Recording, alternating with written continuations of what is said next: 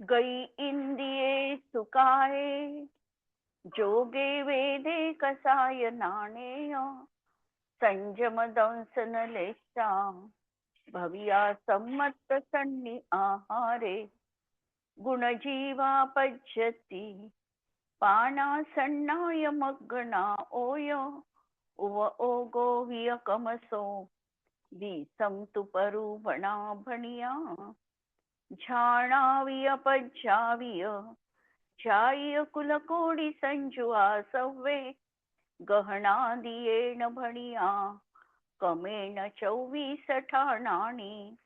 अंतिम शासन नायक 1008 भगवान महावीर स्वामी की जय.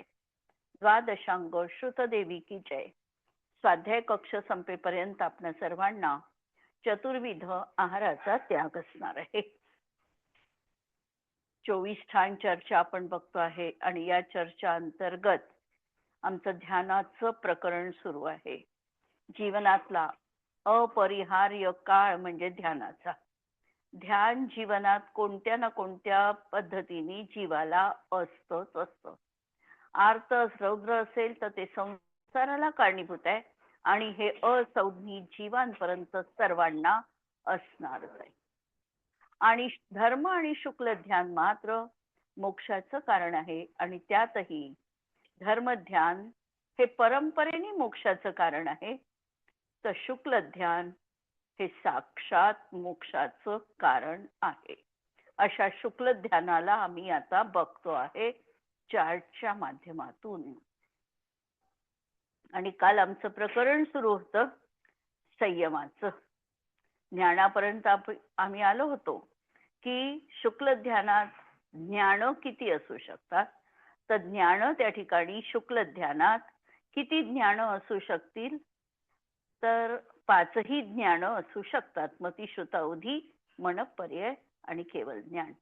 कारण शुक्ल ध्यानातच केवळ ज्ञानाची प्राप्ती होते आणि म्हणून 5ही ज्ञान त्या ठिकाणी असू शकतात.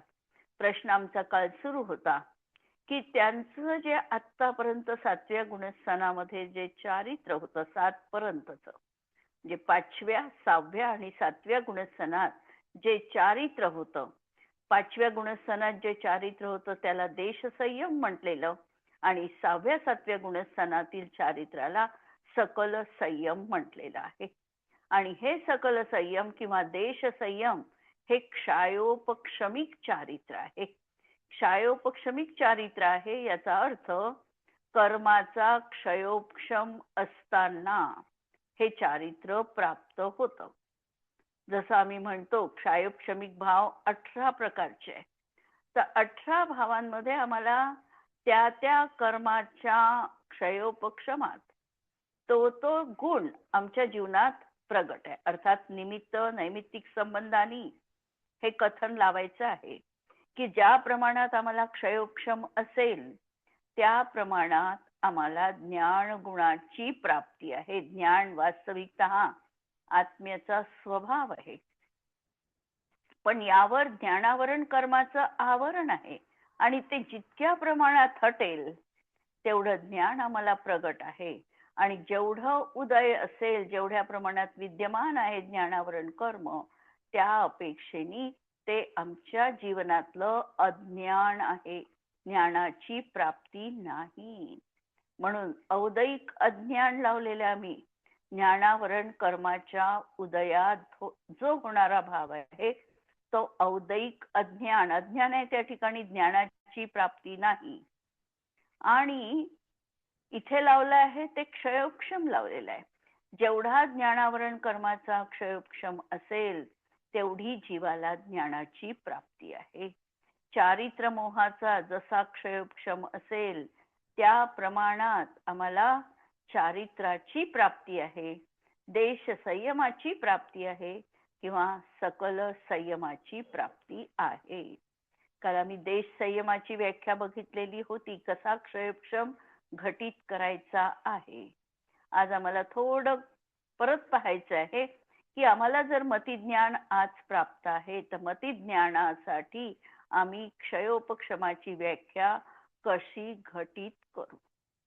जितके हे क्षयोपक्षमिक भाव आहे याच्यामध्ये लक्षात घ्यायचं आहे की असे कर्म आहे हे की या कर्मामध्ये काही प्रकृती सर्वघाती रूपाच्या आहे आणि काही देशघाती रूपाच्या आहे. पण चारित्र मोहानियाच्या अनंतानुबंधी अप्रत्याख्यानावरण आणि प्रत्याख्यानावरण हे 12 कषाय असे आहे की या कर्मामध्ये संपूर्णतः सर्वघातीच स्पर्धक आहे, देशघाती स्पर्धक नाही. पण आम्हाला जर मतिज्ञान लावायचं असेल तर मतिज्ञानावरण कर्मामध्ये मात्र काही स्पर्धक सर्वघाती आहे आणि काही देशघाती रूपाचे आहे. ज्या ठिकाणी ही व्यवस्था बनते देशघाती सर्वघातीची, तिथेच क्षयोपक्षम भाव घटित होतो. आम्हाला व्याख्या पाहायची आहे, लावता येईल का मतिज्ञानाची व्याख्या क्षयोपक्षमाची? काल व्याख्या एक घटित करून दाखविलेली होती देश संयमाची. आणि आम्हाला जो गुण प्राप्त आहे आमच्या जीवनात जे प्रगट आहे त्याला आम्हाला जाणता यायलाच पाहिजे की कशामुळे आम्हाला आहे.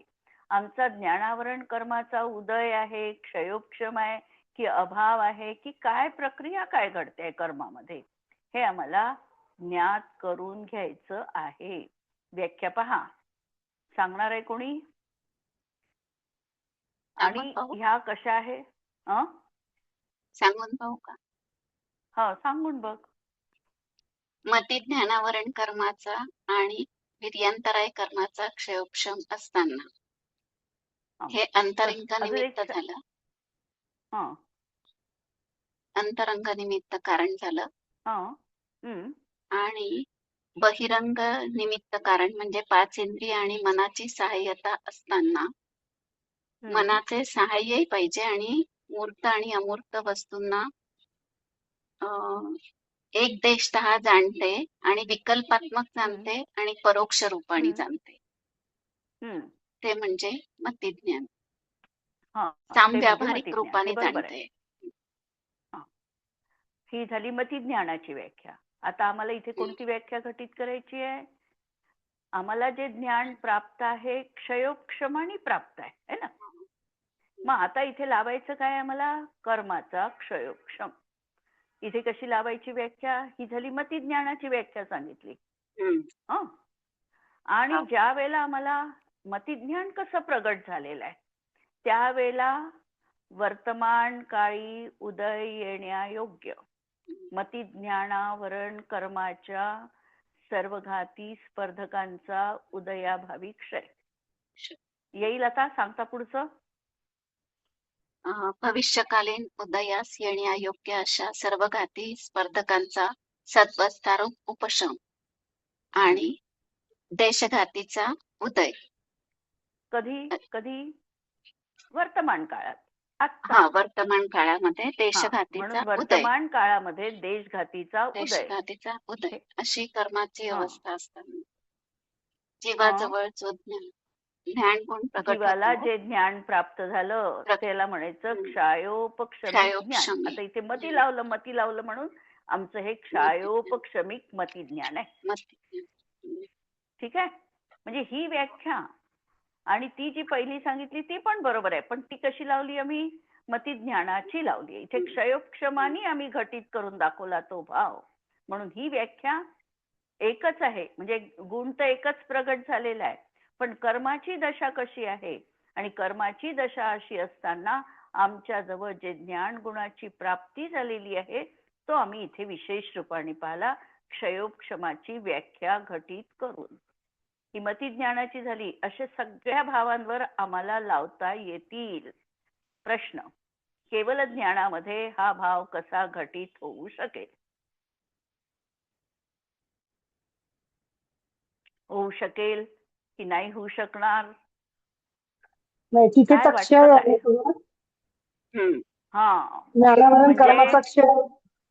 क्षय आहे म्हणून त्या ठिकाणी ही व्याख्या घटित होणार नाही. त्या ठिकाणी काय लावावं लागेल? संपूर्णतः ज्ञानावरण कर्माचा क्षय झाल्यावर. कारण काय? कारण केवळ ज्ञानावरण कर्मामध्ये सर्वच्या सर्व स्पर्धक सर्वघाती रूपाचे आहे. त्याच्यात देशघाती किंवा सर्वघाती असा भेद नाही. जी आम्ही आत्ता सांगितलं मी की जी आम्ही व्याख्या घटित करतो क्षयोक्षमाची, त्याच्यात काय आहे? काही स्पर्धक सर्वघाती रूपाचे आहे आणि काही स्पर्धक देशघाती रूपाचे आहे. देशघातीनी कार्य काय केलं? सर्वघातीनी कार्य, सर्वघातीचं कार्य, सर्वघातीचा उदय नाही म्हणून आम्हाला ज्ञानाची प्राप्ती झाली. आणि देशघातीच्या उदयाने आमच्या ज्ञानामध्ये थोड्याफार प्रमाणात व्यत्यय आणला, अडथळा आणला, काहीतरी मलिनता दाखवली है ना. आता हीच व्याख्या क्षायोपक्षमिक सम्यक्त्वावर आम्हाला लावायची आहे. हीच व्याख्या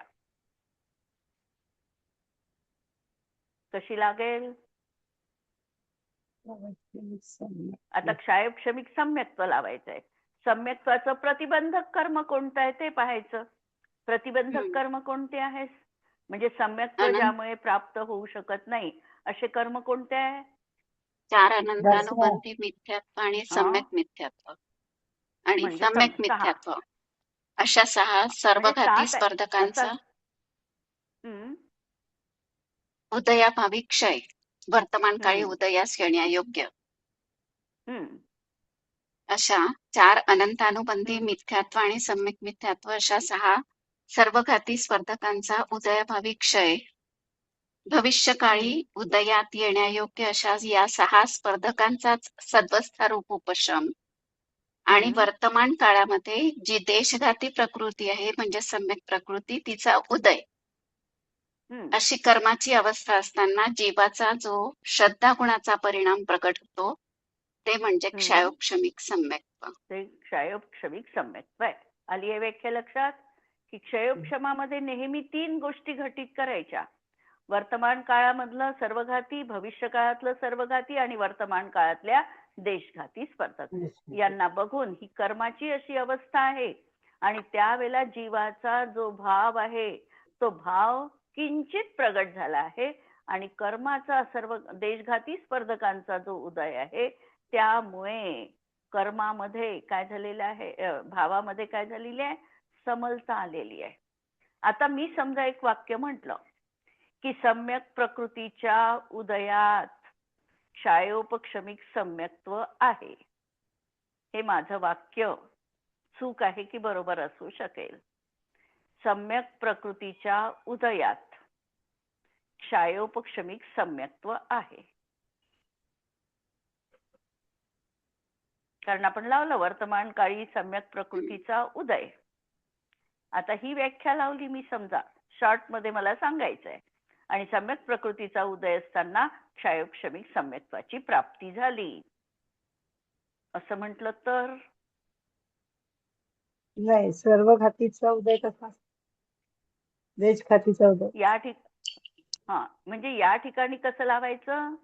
जो कर्माचा उदय आहे, कर्माचा उदय आहे याचा अर्थ जीवाला कर्माच्या उदयामुळे काहीतरी समलता आली आहे. म्हणजे सम्यक प्रकृतीच्या उदयात सम्यक दर्शनाची प्राप्ती नाही. सम्यक दर्शनाची प्राप्तीत आहे सर्वघाती स्पर्धकांचा उदयाभावी क्षय आणि सद्वस्थारूप उपशम यामुळे आहे. आणि सम्यक प्रकृतीच्या उदयामुळे त्या आमच्या सम्यक्त्वामध्ये चल मल अगाढ दोष उत्पन्न केले. असंच लावायचं की जो काही कर्माचा उदय आहे, कर्माचा उदय आमच्या स्वभावावर आवरण टाकणार आहे आणि जेवढा कर्माचा अनुदय राहील तेवढा आमच्या जीवनात स्वभाव प्रगट होईल. म्हणून सर्वघाती स्पर्धकांचा नाही आहे तिथे उदय म्हणून आमचा स्वभाव प्रगट झाला. पण देशघाती स्पर्धकांचा उदय असल्यामुळे पूर्ण स्वभाव प्रगट झाला नाही. त्या स्वभावामध्ये किंचित दोष लागलेले आहे. काय झालं? चल मल अगाढ असे दोष लागले. आता ही व्याख्या 2 तर व्याख्या घटित केल्या. आता फक्त आम्हाला मुनिपद म्हणजे सकल संयमावर ही व्याख्या घटित करायची आहे. तिथेही क्षयोपक्षमिक भाव आहे आणि ही व्याख्या तिथे घटित करायची आहे. आता सकल संयमासाठी घात करणाऱ्या प्रकृती कोणत्या आहे की ज्यामुळे सकल संयम प्रगट होत नाही? तर अनंतानुबंधी, अप्रत्याख्यानावरण आणि प्रत्याख्यानावरण. 12 कषाय. 12 कषायांचा उदय असेल तर आमचं महाव्रत जीवनात प्रगट होत नाही. मग ही व्याख्या कशी लावाल? वर्तमान काळी उदय येण्यायोग्य या 12 अनंतानुबंधी, अनंतानुबंधी, प्रत्याख्यान, अप्रत्याख्यानावरण आणि प्रत्याख्यानावरण, प्रत्याख्यानावरण सर्वघाती स्पर्धकांचा सर्वघाती स्पर्धकांचा उदयाभावी क्षय, भविष्यकालीन सर्व स्पर्धकांचा सद्वस्थारूप उपशम आणि वर्तमानकालीन देशघातींचा उदय असताना देशघातीचा उदय म्हणजे संज्वलन. कशाचा उदय आहे आता?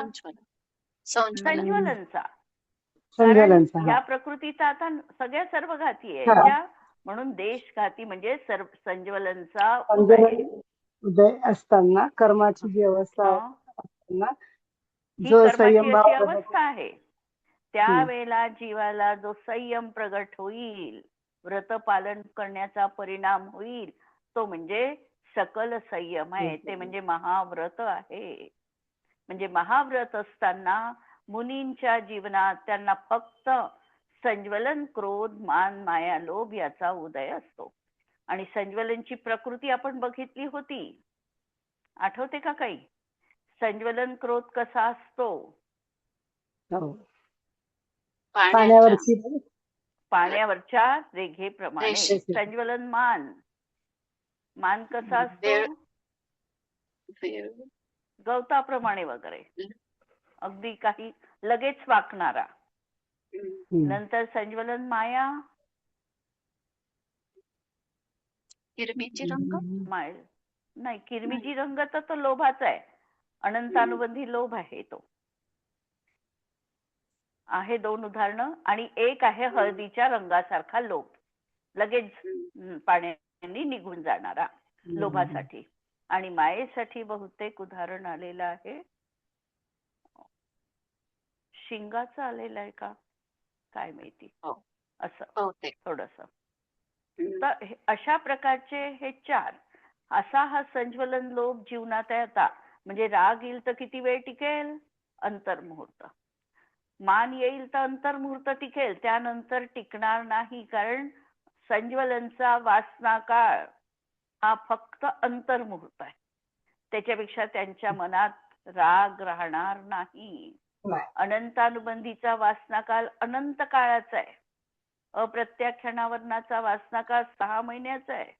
प्रत्याख्यानावरणाचा 15 दिवसाचा आहे. आणि संज्वलनचा अगदी अंतर्मुहूर्त आहे. म्हणून अशा प्रकारचा क्रोध, मान, माया, लोभाचा परिणाम त्यांच्या जीवनात असतो. आणि म्हणून त्यांचं ते चारित्र्य जे आहे महाव्रत, हे कसे आहे त्या ठिकाणी? अशा प्रकारचं क्षयोपक्षमिक चारित्र्य आहे. कशावरून प्रकरण निघालं की श्रेणी आरोहण करतात.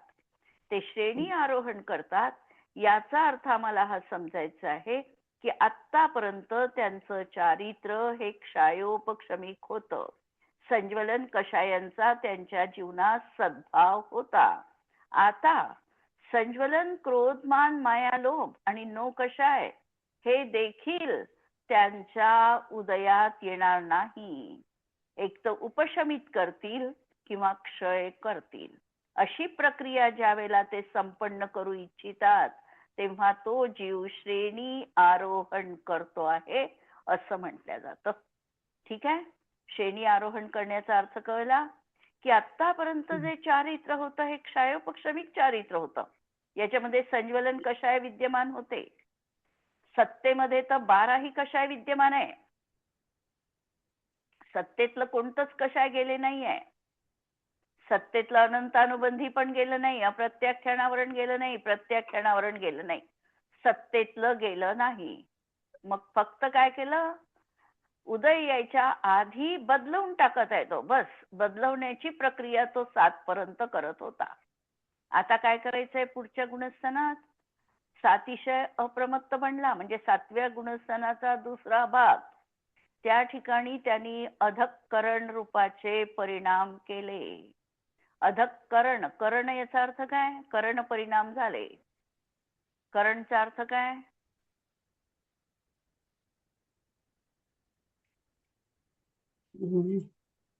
करण याचा अर्थ जीवाचे प्रतिसमय अनंत गुणित विशुद्ध परिणाम होणे. आत्ता जेवढा परिणाम झाला त्याच्याही पेक्षा पुढच्या समयात अधिक विशुद्ध, त्याच्या पुढच्या समयात अधिक विशुद्ध, अशी परिणामांची सतत वृद्धिंगत होत जाणं, याचं नाव आहे करण परिणाम होणं. असे अधःकरण रूपाचे परिणाम आता त्याच्या जीवनात झालेले आहे. आता तो श्रेणी चढण्यासाठी सन्मुख बनलेला आहे, तत्पर झालेला आहे. आता तो एकटक या संज्वलन चार आणि नो कषाय यांचा उपशम करत जाईल, किंवा क्षय करणारा असेल तर तो क्षय करत जाईल. अशी ही प्रक्रिया तो आता श्रेणी आरोहण करताना करणार आहे. पण त्याच्या आधी जर त्याला क्षय करत जायचं असेल तर तो बेसिक रूपामध्ये पहिल्यांदा त्याला क्षायिक सम्यक्त्वाची प्राप्ती करावी लागते. सगळ्यात कंडिशन कोणती आहे? सम्यक्त्व त्याला आधी पूर्णतः नेहमीसाठी टिकणारं, अनंत काळ राहणारं असं क्षायिक सम्यक्त्व करावं लागेल, तरच तो क्षपक श्रेणी आरोहण करू शकतो. पहिलं एक झालं. नंतर समजा उपशम श्रेणी त्याला चढायची आहे, क्षपक श्रेणीसाठी कंडिशन लागली, उपशम श्रेणी जर चढायची आहे आणि तो 4थ्या 5व्या 6व्या किंवा 7व्या कोणत्याही गुणस्थानात त्याच्याजवळ क्षायोपक्षमिक सम्यक्त्व असेल, तो चढू शकेल का उपशम श्रेणी की नाही चढू शकणार? थोडा विचार करा. त्याच्याजवळ 7व्या गुणस्थानात क्षायोपक्षमिक सम्यक्त्व आहे. सम्यक्त्व क्षायोपक्षमिक आहे. चारित्रता आहेच आहे, पण सम्यक्त्वही क्षायोपक्षमिक आहे.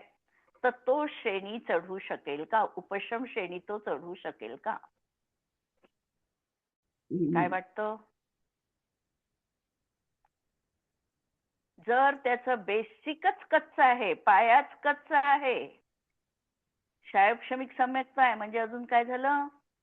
श्रद्धेमध्ये चलमल अगाढ दोष आहे. श्रद्धा अजून सदोष आहे, है ना? बरोबर. जर श्रद्धा सदोष आहे म्हणजे पाया जर कच्चा आहे, पहिल्या दुसरीतलेच गणित येत नाही आणि तो 10वीतलं गणित सोडवत असेल तर जमेल का? पहिल्यांदा तर बेरीज वजाबाकी पूर्ण पक्क व्हावं लागेल, तर वर्गमूळ अजून काय करायचं असेल, भागाकार गुणाकार तो होईल. म्हणजे पहिल्यांदा पाया जसा मजबूत पाहिजे त्याप्रमाणे पहिल्यांदा त्याला सम्यक्त्व मजबूत करावं लागेल. म्हणजे त्याला क्षायोपक्षमिक सम्यक्त्वातून उपशम श्रेणी चढता येत नाही. त्याला त्याचं सम्यक्त्व आता बदलून घ्यावं लागतं. त्याला एक तर क्षायिक सम्यक्त्व करावं लागेल, किंवा दुसरा पर्याय त्याच्याजवळ खुला आहे, त्याला द्वितीयोपशम सम्यक्त्वाची प्राप्ती करून घ्यावी लागेल. प्रकरण हे मी गुणस्थानामध्ये डिटेल घेतलेलं आहे, आठवते का? थोडं रिवाइज करत आहे, कारण महत्वाचे आहे हे मुद्दे. कोणतं त्याला करावं लागेल सम्यक्त्व? क्षायोपक्षमिकातून त्याला एक तर क्षायिक करावं लागेल, किंवा द्वितीयोपशम सम्यक्त्वाची त्याला प्राप्ती करावी लागेल. आणि जो उपशम करेल, सम्यक्त्व उपशमित करेल, त्याला उपशम श्रेणीनीच जाता येतं. त्याच्यासाठी क्षपक श्रेणीचा मार्ग क्लोज, बंद. त्याला कशाने जावं लागेल? उपशम श्रेणीने. जो क्षायिक सम्यक्त्वी आहे त्याला उपशम श्रेणीनी पण जाता येतं आणि क्षपक श्रेणीनी पण तो जाऊ शकतो. पण जो द्वितीयोपशम सम्यक्त्व प्राप्त केला आहे त्याला मात्र आता उपशम श्रेणीच आरोहण करावी लागते. तर असं आहे काय, कशासाठी आलं हे प्रकरण, की आम्हाला सम्यक्त्व म्हणजे श्रेणी आरोहण अशा प्रकारे विशेष प्रयत्न करून स्वतःच सम्यक्त्व देखील द्वितीयोपशम करावं लागतं आणि मग तो उपशम श्रेणी आरोहण करू शकतो. उपशम श्रेणी आरोहण करताना किती प्रकृतींचा तो उपशम करू शकतो, तर सज्वलनच्या 4 आणि नो कषाय यांचा उपशम करेल. आणि क्षपकवाला असेल तर या 9 प्रकृतींचा तो आणि त्या आणखीही काही प्रकृतींचा क्षपकवाला क्षय करणार आहे. उपशमवाला 9च प्रकृतींचा उपशम करेल, पण क्षपकवाला मात्र 36 प्रकृतींचा क्षय करतो 9व्या गुणस्थानात. असं बरंच मोठं ते विस्तार आहे त्याचा, की कसं कसं जातो. एकदम तर काही परिणामांची विशुद्धता होत नाही किंवा एकदम कर्माचा नाशही होत नाही. क्रम ठरलेला आहे. त्या क्रमानीच तशाच पद्धतीने त्याच्या त्या भावानी, विशुद्ध भावानी इकडे कर्माचा क्षय होणार आहे. आणि ज्या वेळेला तो श्रेणी मांडतो असं म्हणतो, त्यावेळेला आम्हाला लक्षात घ्यायचं की ते बाह्यतः मुनी आहेत. आत्ता ते 7व्या गुणस्थानात आहे आणि पुढे जाण्यासाठी म्हणजे शुक्ल ध्यानासाठी ते तत्पर झालेले आहे. शुक्ल ध्यान 7व्याच्या पुढच्या गुणस्थानापासून आता शुद्धोपयोग म्हणा, शुक्ल ध्यान म्हणा, हा त्यांच्या जीवनात आलेला आहे. आणि 8, 9, 10, 11 ही उपशमवाल्याची आणि 8, 9, 10 आणि 12 ही क्षपकवाल्यांची गुणस्थानं राहणार आहे. इथपर्यंतच मला वाटते प्रकरण क्लिअर झालं. आपण हे कशाच्या संदर्भात पाहिलं, की संयमाच्या संबंधात. ठीक आहे.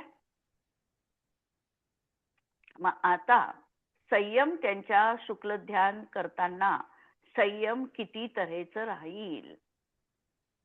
आता त्यांनी असंयम सोडून दिलेला आहे. देश संयम पण त्यांचा नाही.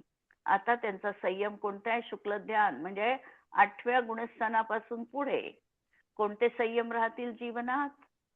सामायिक छेदक असतात ना, हं, सूक्ष्म हं. सांप्रदाय आणि व्याख्या हा, परिहार विशुद्धी नाही राहणार, तो 7व्यातच असतो. हा, 6व्या 7व्यातच परिहार विशुद्धी आहे, 6व्या 7व्यात. त्यामुळे परिहार विशुद्धी राहणार नाही. सूक्ष्म सांप्रदाय आणि यथाख्यात हे 4 संयम राहतील. दर्शन किती राहतील, 4ही 4ही राहू शकतात. चक्षु, अचक्षु, अवधी आणि केवल. कारण शुक्ल ध्यान 13व्या गुणस्थानात जर गेला तो जीव, तर त्याला केवल दर्शनाची प्राप्ती आहे. आणि खाली 3 दर्शन आहे, 12व्या पर्यंत 3 आहे. 3 दर्शन हे कसे आहे, परत क्षायोपक्षमिकच आहे है ना. 4 ज्ञान, 3 अज्ञान, 3 दर्शन. आणि या 3 दर्शनात देखील क्षयोक्षमाची हीच व्याख्या घटित करायची. फक्त घटित करताना कर्म प्रकृतीची नावं बदलायची. चक्षुदर्शन म्हणत असताना वर्तमान काळी उदय येण्यायोग्य चक्षु दर्शनावरण कर्माच्या सर्वघाती स्पर्धकांचा, हे असं लावायचं. आणि ही व्याख्या अशी मनामध्ये फिट बसली पाहिजे आमच्या, की ही कधीही आम्हाला क्षयोपक्षमिक सम्यक कोणती क्षयोपक्षमाची व्याख्या आम्हाला लावता यायला पाहिजे. हे झालं 4 दर्शन. नंतर लेशा. आता लेशा कोणती आहे त्यांची, शुक्ल लेशाच आहे आता. नंतर भव्यच असते, भव्यच असणार आहे. सम्यक्त्व शाहीक आणि उपशम. शाहीक आणि उपशम. कोणतं उपशम, द्वितीयोपशम. द्वितीयोपशम. प्रथमोपशम नाही. तुम्ही याच पुस्तकामध्ये सम्यक्त्वाच्या प्रकरणामध्ये प्रथमोपशम आणि द्वितीयोपशमामधला फरक दिलेला आहे. प्रथमोपशम सम्यक्त्व 4ही गतीतील संज्ञी पंचेंद्रिय जीवांना होऊ शकतं. द्वितीयोपशम सम्यक्त्व श्रेणी आरोहण करताना मनुष्य पर्यायी मध्येच तो जीव प्राप्त करतो. त्या ठिकाणी प्रथमोपशम सम्यक्त्वात कोणत्याही जीवाचं मरण होत नाही. द्वितीयोपशम सम्यक्त्वात मरण झालं तर मरण देव होऊ पर्यायीतच शकतं जन्म होतो. आणि तो देव देव पर्यायीतच जातो. पर्यायीतच. देव पर्यायीतच जातो आणि वैमानिक जातीचेच देव बनतात. अनेक विशेषता त्या ठिकाणी दिलेली आहे. नंतर योगाच्या विशेषता सगळ्या काही विशेषता दिलेल्या आहे. अनेक दृष्टीने तो प्रथमोपशम आणि द्वितीयोपशमातला फरक या पुस्तकात सांगितलेला आहे. ठीक आहे. म्हणून इथे कोणतं सम्यक्त्व होईल? क्षायिक आणि द्वितीयोपशम. द्वितीयोपशम असेल तर तो काय करेल? उपशम श्रेणीच आरोहण करेल. क्षायिक सम्यक्त्ववाला असेल तर उपशम श्रेणी पण चढू शकेल आणि क्षपक श्रेणी पण चढू शकेल. जसं आदिनाथ स्वामीचे तिसरा भाव आधी जर आम्ही बघितलं त्यांचं चरित्र, वज्रजंग चक्रवर्ती होते विदेह क्षेत्रामध्ये आणि त्यावेळेला त्यांनी तीर्थंकर प्रकृतीचा त्यांना बंध झालेला होता. 3 भाव आधी तीर्थंकर प्रकृतीचा बंध जीवाला होतो. त्या पर्यायीमध्ये त्यांना तीर्थंकर प्रकृतीचा बंध झाला आणि त्यांनी देवायुचा पण बंध केला. आता विदेह क्षेत्रात तर तीर्थंकर प्रकृतीचा बंध झाला तर त्या भवात पण ते मोक्षाला जाऊ शकतात. त्याच भवात बंध आणि त्याच भवात त्यांना मुक्ती हेही संभव आहे ना. कारण विदेह क्षेत्रात 2 कल्याणिकवाले, 3 कल्याणिकवाले किंवा 5 कल्याणिकवाले जीव असू शकतात. जे आधी घेऊन आलेले आहेत त्यांचे 5 कल्याणिक होतील. ज्यांचा जन्म झाला आणि नंतर 8 वर्षाचे झाल्यावर अणुव्रत धारण केल्यावर जर त्यांना तीर्थंकर प्रकृतीचा बंध झाला तर त्यांचे 3 कल्याणिक होतील. काही जीवांचे 2 कल्याणिक होईल. तपश्चरण करत आहे, मुनी अवस्था प्राप्त केली, केवल ज्ञान आणि निर्वाण हे 2च कल्याणिक त्या जीवांचे होईल. विदेह क्षेत्रात अशी व्यवस्था आहे. पण यांना आयुबंध होऊन चुकला होता आणि निश्चित हे होतं की भरत क्षेत्रात हे तीर्थंकर प्रथम तीर्थंकर बनणार आहे. त्यांनी त्यांच्या जीवनामध्ये जरी त्यांचं सगळं काही अनुकूलता होती तरीही त्या भवामध्ये ते क्षपक श्रेणी आरोहण करू शकले नाही. कारण नवीन आयुचा बंध केला होता. जर आयुचा बंध झाला असेल तर क्षपक श्रेणी आरोहण करता येत नाही. कारण भव निश्चित आहे. क्षपक श्रेणीवाला त्याच भवात मोक्षाला जाणार आहे. म्हणून ते 11व्या गुणस्थानामध्ये त्या ठिकाणी त्यांचं मरण होऊन सर्वार्थ सिद्धीमध्ये देव पर्याय त्यांनी धारण केलेली आहे. तीर्थंकर प्रकृतीचा बंध सुरूच आहे. सम्यक्त्व कदाचित क्षायिक असेल, क्षायिक सम्यक्त्व आणि तीर्थंकर प्रकृतीचा बंध सुरू आणि देव पर्याय त्यांना मिळाली. म्हणजे विग्रह गतीमध्ये देखील त्यांना सम्यक्त्व होतं. तीर्थंकर प्रकृतीचा बंध देखील विग्रह गतीत अपर्याप्तक अवस्थेत पण होत होता. असं हे वैशिष्ट्य आहे. सम्यक्त्व संज्ञी. आता ते जीव कसे आहे? संज्ञीच आहे. आहारक दोन्ही राहतील, आहारक अनाहारक आणि आहारक दोन्ही राहतील. अनाहारक कोणत्या अपेक्षेने? 11व्या गुणस्थानात मरण अपेक्षेने पण आणि तिकडे 13व्या गुणस्थानात केवली समुद्घाताच्या अपेक्षेने. केवळ समुद्घाताच्या अपेक्षेने. गुणस्थान 8व्यापासून 14व्यापर्यंत. 14व्यापर्यंत. जीव समास संज्ञी पंचेंद्रिय. संज्ञी पंचेंद्रिय. पर्याप्ती काही पण. साही पण. प्राण 10. संज्ञा चारी आणि लावता येतात. आणि एक संज्ञाचा अभाव पण होतो. सातव्यात म्हणजे आले की आहार गेला, भय गेला, हा. मैथून गेला, परिग्रह गेला, असं पण. हम्म. उपयोग 5 ज्ञानोपयोग आणि 4 दर्शनोपयोग 9. 4 दर्शनोपयोग. ध्यान ध्यान एकच स्वकीय ध्यान आता बनावं. शुक्ल ध्यान सुरू आहे, म्हणजे स्वकीय. प्रथम असेल तर प्रथम, द्वितीय असेल तर द्वितीय, हम्म. आणि आश्रवापासून हे उद्याला पाहू प्रकरण. आश्रवाचं महत्वाचं आहे, हे उद्या घेऊ. हम्म. संज्वलनची माया खुरप्याप्रमाणे आहे. खुरप्याप्रमाणे, हा बरोबर आहे. हम्म, हम्म, खुरप्याप्रमाणे आहे ती. एकच हम्म. जसं त्या खुरप्याला एकच हे असते थोडासा, हा. त्याप्रमाणे आहे.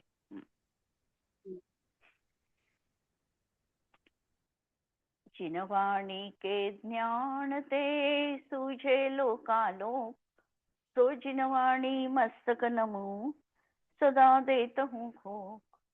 नमो अरिहंताणम, नमो सिद्धाणम, नमो आयर्याणम, नमो वज्रायाणम, नमो लोए सव्वसाहुणम.